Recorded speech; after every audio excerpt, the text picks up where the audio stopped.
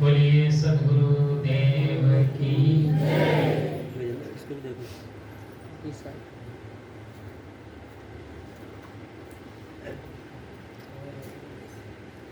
श्री कबीर संत सत्संग मंदिर ललितपुर काठमांडू नेपाल के इस पवित्र प्रांगण में परम पूजनीय प्रातः स्मरणीय विदेह मुक्त सद्गुरु श्री संत शरण साहिब जी के जन्मदिन के पावन अवसर पर इस सत्संग की पावन बेला में मंच पर विराजमान मानव समाज के पथ प्रदर्शक वंदनीय संत समाज, आज के साध्वी समाज और आज के मुख्य अतिथि यहाँ के प्रधान सेनापति, नेपाल सेना के प्रधान सेनापति सम्मानीय श्री प्रभु राम जी शर्मा साहब,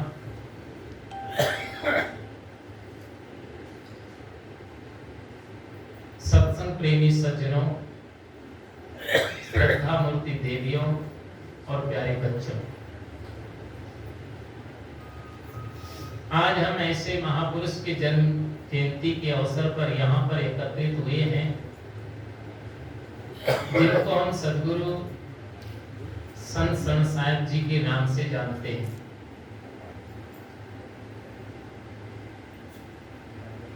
उनका जीवन बड़ा सरल, सहज, विवेक संपन्न, वैराग्यनिष्ठ, त्याग और तपपूर्ति, ज्ञानवान, गुणवान, विद्वान और हर प्रकार से उनका जीवन समाज के लिए दर्पण का काम करता रहा। उन्होंने अपने जीवन में अनेक स्थलों में साधना की और साधना करके जो ज्ञान अर्जित किया, उस ज्ञान को इस नेपाल देश में ही नहीं, भारत के विभिन्न प्रदेशों में जाकर के भी उन्होंने अपने ज्ञान को समाज के बीच पहुंचाकर लोगों को जगाने का, चेताने का और आगे बढ़ाने का संदेश दिया। ऐसे महापुरुष की जन्म जयंती के उपलक्ष्य में हम सब यहाँ पर एकत्रित हैं। भारत वर्ष में एक ऐसे महापुरुष हुए जिनका नाम आप सद्गुरु कबीर साहब के नाम से जानते हैं। वो एक ऐसे मानवतावादी संत हुए हैं जिन्होंने संपूर्ण मानव जाति के लिए अपना संदेश दिया है। उन्होंने कहा है कि मनुष्य का जीवन सर्वश्रेष्ठ जीवन है और इस जीवन को पाकर के मनुष्य को अपने जीवन को श्रेष्ठ ही बनाना चाहिए। केवल आदमी धन से महान नहीं होता, बल से महान नहीं होता, बुद्धि से महान नहीं होता, आकृति से महान नहीं होता, वैभवता से महान नहीं होता है, जाति से महान नहीं होता। अगर आदमी महान होता है, मनुष्य अगर श्रेष्ठ होता है तो किससे होता है? तो उसके गुणों से श्रेष्ठ होता है। इसलिए हर व्यक्ति को अपने जीवन को गुणवान बनाना चाहिए, बलवान बनाना चाहिए, धनवान बनाना चाहिए, विवेकवान बनाना चाहिए, विद्वान बनाना चाहिए, लेकिन साथ साथ में अपने जीवन को संस्कारवान बनाना चाहिए। जिस व्यक्ति के जीवन में गुण नहीं होते हैं, उस व्यक्ति का कोई महत्व नहीं हुआ करता। और वो गुणवान व्यक्ति जो होता है वो किसी भी कोने में चला जाए, वहां ही उसका सम्मान होता है, वहां उसका आदर होता है, और वहीं उससे लोगों को प्रेरणा मिल जाया करती है। इसलिए हर व्यक्ति को गुणवान होना चाहिए।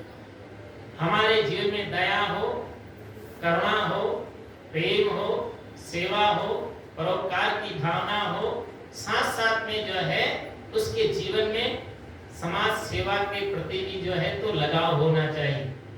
देश और राष्ट्र की उन्नति के लिए हमें निरंतर कार्य करना चाहिए। वे व्यक्ति महान होता है और उसी को लोग याद करते हैं जो अपने लिए तो जीता ही है, लेकिन साथ साथ में समाज के लिए भी वह कल्याण का काम करता है, समाज की सेवा का काम करता है। आप सभी जानते हैं संत सम्राट सद्गुरु कबीर साहब ने कहा था कि तन मन धन से कीजिए निस दिन पर उपकार, और यही सार नरदेह में वाद विवाद विसार। उन्होंने कहा कि अपने तन से भी आप सेवा का कार्य करें, लेकिन सेवा का कार्य वही व्यक्ति कर सकता है जो पुरुषार्थी होता है। जो व्यक्ति आलसी होता है, प्रमादी होता है, ढीला ढाला होता है, लापरवाह होता है, वह जो है वो अपना तो विकास क्या कर पाएगा, वो दूसरे की सेवा कुछ नहीं कर सकता है। वो अपना ही विकास नहीं कर पाता तो दूसरे की भलाई नहीं कर सकता। इसलिए हर व्यक्ति को जो है तो पुरुषार्थी बनने की आवश्यकता है। आजकल लोग उसको बड़ा आदमी मानने लगे हैं जो हाथ पे हाथ धर करके बैठा होता है, उसको लोग बड़ा आदमी मानते हैं। लेकिन जो हाथ पे हाथ धर कर बैठा रहता है वो कोई बड़ा आदमी नहीं हुआ करता है। बड़ा आदमी वही हुआ करता है जो समाज की भलाई का काम करता है, और समाज की भलाई वही कर सकता है जो स्वयं भी पुरुषार्थी होगा, स्वयं मेहनती होगा। हमारे विश्व के जितने भी महापुरुष हुए वो भी बड़े कर्मठ हुए। गोद चलाने वाले कृष्ण, हल चलाने वाले बलराम, ऊंट चलाने वाले मोहम्मद, लकड़ी छीलने वाले ईसा, सूत काटने वाले गांधी और कपड़ा बुनने वाले कबीर, जिन्होंने अपने जीवन में जो है आध्यात्मिक प्रेरणा तो दी ही, लेकिन साथ साथ में अपनी मेहनत के बल पर लोगों को एक अच्छा संदेश दे गए, जो आज भी उनके विचारों पर समाज जीवंत है और उनके विचारों पर समाज चल रहा है। इसलिए हर व्यक्ति को पुरुषार्थ करने की आवश्यकता है। कोई सद्गुरु कबीर साहब के पास में आया और उनसे कहता है कि गुरुदेव आप मुझे आशीर्वाद दीजिए ताकि मैं धनवान हो जाऊं। सद्गुरु कबीर ने कहा कि मेरे आशीर्वाद देने से या मेरा हाथ ऊंचा करने से कोई धनवान नहीं होता। अगर आप धनवान बनना चाहते हैं तो आपको पुरुषार्थ करने की आवश्यकता होती है। वो कहते हैं कि धन धंधे से बढ़त है, धन धंधे से बढ़त है, ज्यों पंखे से पौर, और दास कबीरा यूं कहे बैठा देगा कौन। व्यक्ति को जो है तो जो व्यक्ति पुरुषार्थ करता है तो वास्तविक है उसको किसी के सामने जाकर के गिड़गिड़ाने की आवश्यकता नहीं पड़ती। जो आदमी ढीला है, लापरवाह है, कायर है, आलसी है, वही दूसरे के पास जाकर के गिड़गिड़ाया करता है। इसलिए व्यक्ति को पुरुषार्थी होने की आवश्यकता है। मैं आप लोगों को उदाहरण सुनाता रहता हूँ कि एक बालिका थी, वो जो है तो विद्यालय में जाती, पढ़ाई नहीं करती थी, केवल जो है तो इधर उधर, इधर पूजा किया, इधर उपवास किया, इधर मंत्र जपा, इधर माला घुमाया, अनेक प्रकार के कर्म कांड में वो अपना समय बिताया करती थी। लेकिन जब उसका परीक्षा का समय आया और कॉलेज में जब वो परीक्षा देने के लिए गई, और जब कॉलेज में परीक्षा देने के लिए गई तो उसकी तैयारी तो कुछ थी नहीं। तो वहां पर जब प्रश्न पत्र उसके हाथ में आया तो उसने आखिर से अंत तक प्रश्न पत्र को पढ़ा, लेकिन तैयारी कुछ की नहीं थी। तो लिखती तो क्या लिखती, तो उसने और तो कुछ नहीं लिखा, सिर्फ अपना रोल नंबर डाला, और रोल नंबर डाल करके और सिर्फ एक पंक्ति लिखती है। क्या लिखती है कि हजारों की किस्मत तेरे हाथ है, हजारों की किस्मत तेरे हाथ है, और पास कर दे तो क्या बात है। कुछ और नहीं लिखती है, सिर्फ यही लिखती है कि हजारों की किस्मत तेरे हाथ है और पास कर दे तो क्या बात है। इतना लिख करके जो है वो अपना छोड़ करके आ गई। कॉपी छोड़ करके आई। जब निरीक्षक के पास में सब विद्यार्थियों की कॉपियां गई, जब निरीक्षक ने जैसा जैसा जिस विद्यार्थी ने लिखा था वैसे वैसे जो है तो रिजल्ट देता चला गया। जब उस बालिका की कॉपी भी उसके पास में आई तो उसने आखिर से अंत तक पलट करके देखा, उसमें तो उसने कुछ लिखा ही नहीं था, लेकिन कुछ लिखा था। क्या लिखा था? हजारों की किस्मत तेरे हाथ है और पास कर दे तो क्या बात है। सिर्फ एक पंक्ति लिखी हुई थी। तो निरीक्षक ने सोचा मैं भी इसमें क्या इसके जो है रिजल्ट में क्या दूं इसको। तो उसने भी उसके नीचे एक पंक्ति लिख दिया। जैसे उसने लिखा था, क्या लिखा था? हजारों की किस्मत तेरे हाथ है और पास कर दे तो क्या बात है। निरीक्षक ने भी उसके उत्तर में लिखा, उसके रिजल्ट में, कि किताबों की ढेरी तेरे पास थी, किताबों की ढेरी तेरे पास थी और पढ़ाई करती तो क्या बात थी। याद रखिए, उसको इतना निराशावादी विचार और निराशावादी सोच रखने की आवश्यकता नहीं थी। जो व्यक्ति मेहनत करता है उसे कभी भी जो है तो इस प्रकार के नकारात्मक सोच पैदा करने की आवश्यकता नहीं होती है।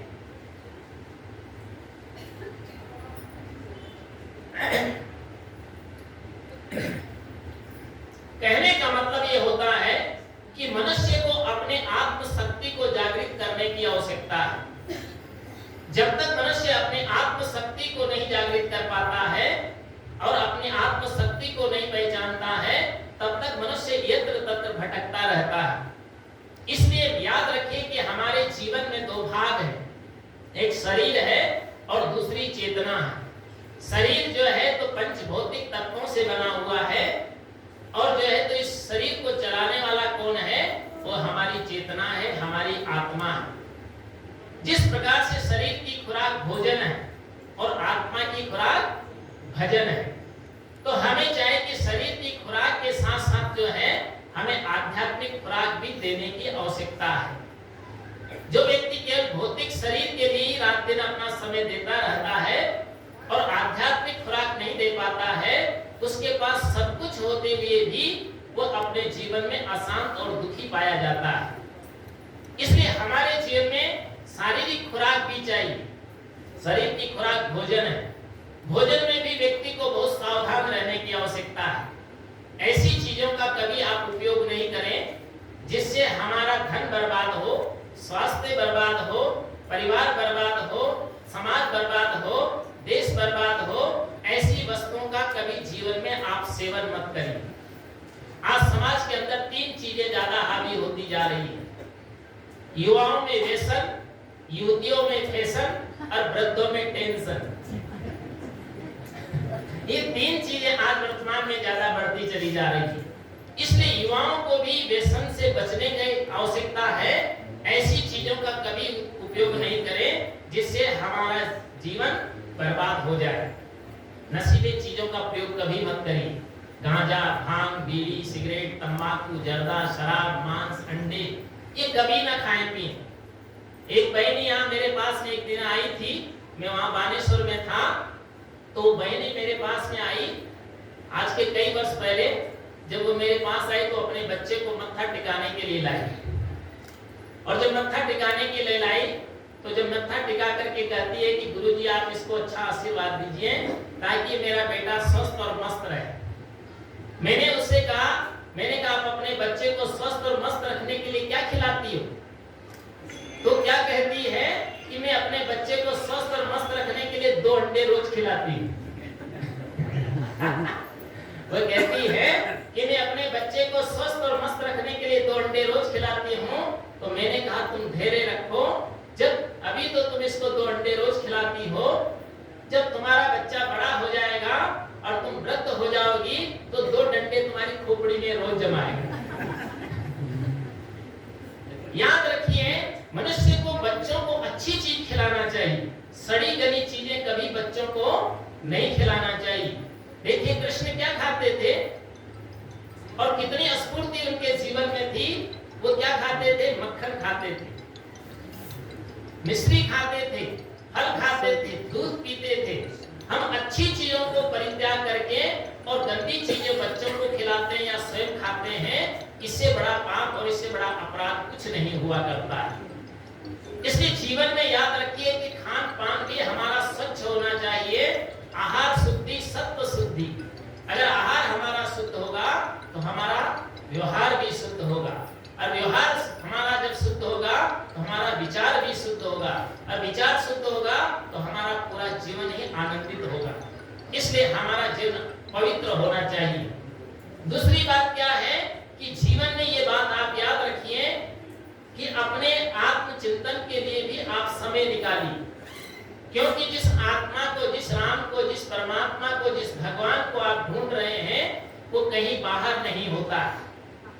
वो भगवान और राम जिसको भी आप तलाशते हैं वो कहीं बाहर नहीं है, वो तो आपके अंदर में ही बैठा हुआ है। एक बार मैं कहीं जा रहा था तो किसी ने कहा कि आप जो है तो कबीरपंथी लोग हैं, तो आप क्या भगवान को नहीं मानते? तो मैंने कहा भगवान को नहीं मानते तो क्या शैतान को मानते? कबीर साहब ने भगवान को माना ही नहीं है, जाना भी है और जाना ही नहीं, पाया भी है। दुनिया में एक ही संत ऐसा हुआ है जिसके पीछे भगवान को भी चलना पड़ा है। किसी ने आकर के हमसे पूछा कि हमें भगवान नहीं मिलते हैं, तो कबीर साहब ने कहा कि भगवान तो मेरे पीछे पीछे घूमता है। बोला आपके पीछे घूमता है और हमें दिखाई नहीं देता?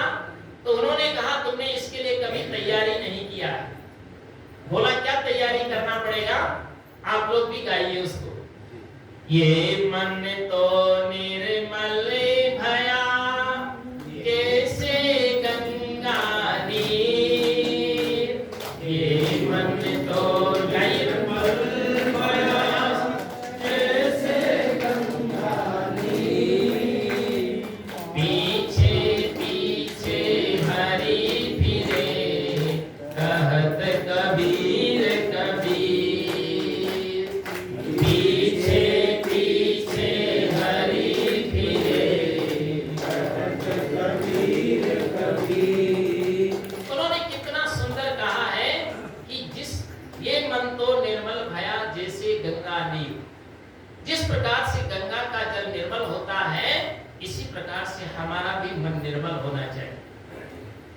और जिसका मन निर्मल हो जाता है, जिसकी वाणी पवित्र हो जाती है और जिसके कर्म उजले हो जाते हैं, तो उसको कहीं भी भटकने की आवश्यकता नहीं पड़ती। इसलिए इन्हों को हमें निर्मल करने की आवश्यकता है, और यही सबसे बड़ी पूजा भी है। वेदव्यास जी से भी किसी ने पूछा था कि ईश्वर की असली पूजा क्या है, तो उन्होंने कहा रागा द्वेषम हृदय वाग दृष्टा नता देवी हिंसा रहित काश्चे यतद ईश्वर पूजनम।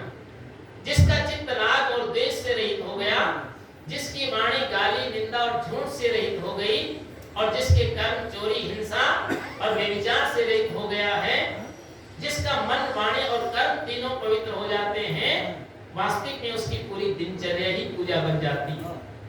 इसलिए हमें जो है तो अपने मन को निर्मल बनाना है। ये मन तो निर्मल भया जैसे गंगा नीर, पीछे पीछे हरि फिरे और कहत कबीर कबीर। इसलिए हमें भी याद रखना है कि जिस राम को आप तलाशते हैं, जिस भगवान को आप तलाशते हैं, वो कहीं नहीं।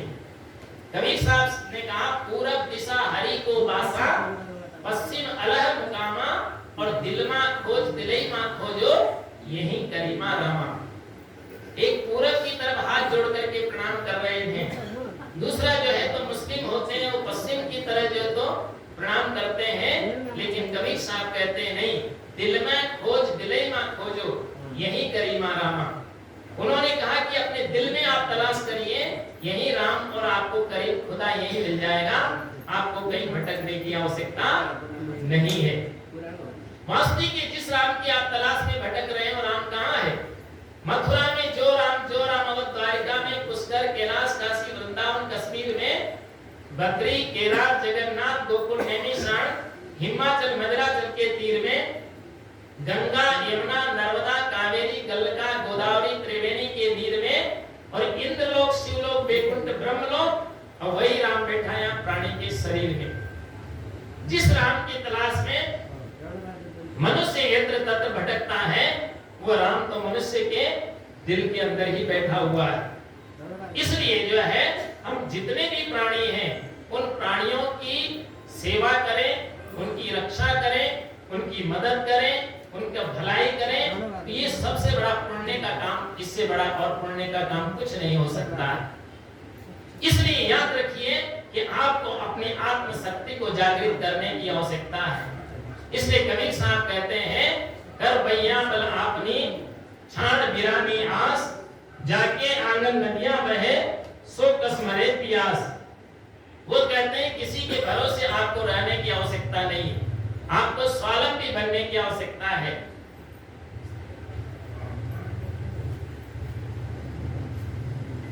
क्यों? क्योंकि मनुष्य की आत्मशक्ति अगर जागृत हो जाए तो उसके लिए दुनिया में कोई भी कार्य कठिन नहीं होता। आपने हनुमान चालीसा की एक चौपाई सुनी होगी कि आपन तेज समारो आपे और तीनों लोग हाँफते कांपे। अगर मनुष्य अपने तेज को, अपनी शक्ति को, अपने आत्मबल को पहचान लेता है तो दुनिया में उसके लिए कोई भी कार्य कठिन नहीं होता। ये हमेशा आप इस बात को अच्छी तरह से समझ लीजिए। और देखिए मनुष्य में कितनी ताकत होती है।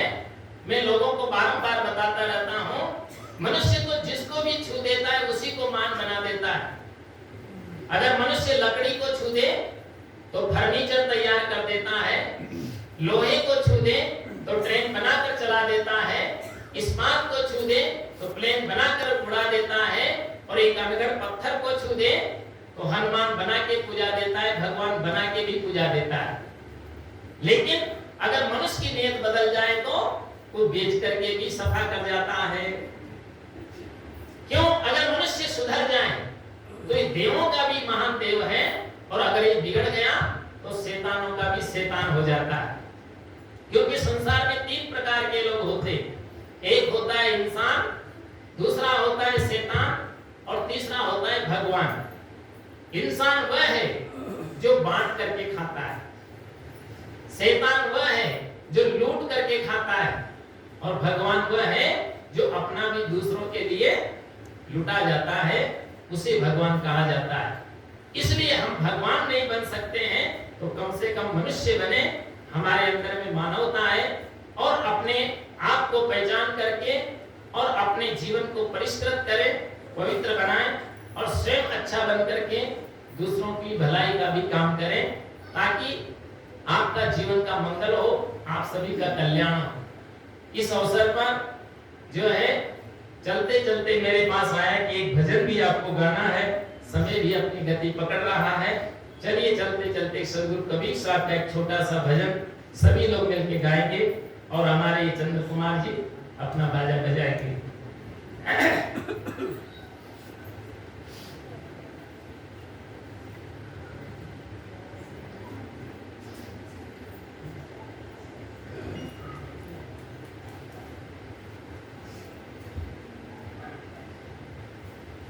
कुछ लेना न देना मगन रहना, कुछ लेना न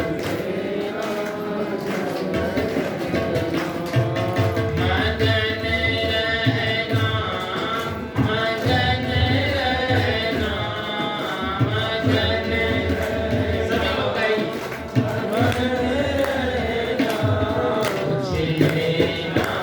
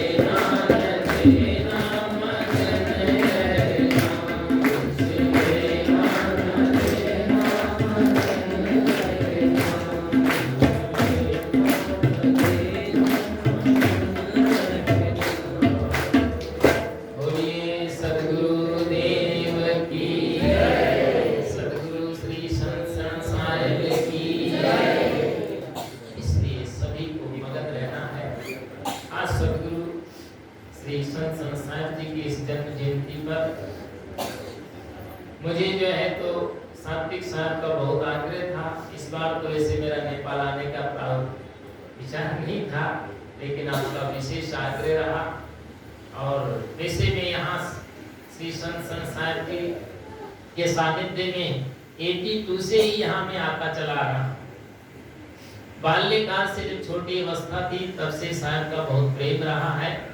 और यहाँ काठमांडू में मैं 11 वर्ष की अवस्था से आया, जब वहाँ धोबी चौर में मीर बहादुर जी जज साहब थे, धर्मपाल जी चीफ थे। उस समय से जो है तो हम यहाँ पर आते रहे।